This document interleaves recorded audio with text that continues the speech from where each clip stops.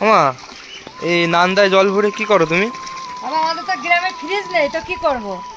নান্দায় জল ভরে জলের বোতলগুলো সব ঠান্ডা করব। তো জলের বোতল? হ্যাঁ, এগুলো সব ঠান্ডা করব।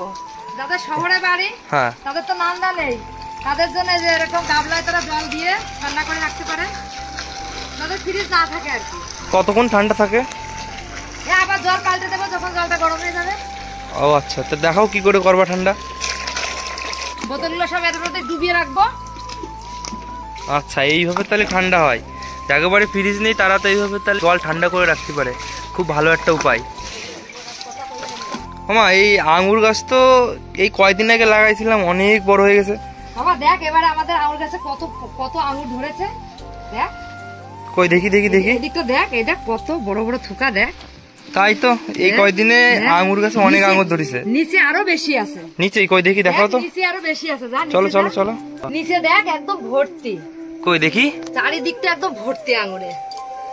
তাই তো, প্রচুর আঙ্গুর হয়েছে এবার গাছে। এই খেতে কেমন হয়েছে মা আঙ্গুরগুলো? একটু খাও তো, খাই দেখাও দেখি, একটা খেয়ে দেখি তো। এখন একটু কম পেকেছে, একটু টক টক। মিষ্টি হয়নি একটু? এখনো মিষ্টি হয়নি ভালো। ও, দেশি আঙ্গুরটা একটু মিষ্টি কম হয়। আচ্ছা, আজ গরম যা পড়তেছে, এই আঙ্গুর ফল দিয়ে একদিন একটা রেসিপি বানাবো, গরমে টিকা যাচ্ছে না বুঝলে। একটা রেসিপি করে দেখাবো তোমাদেরকে।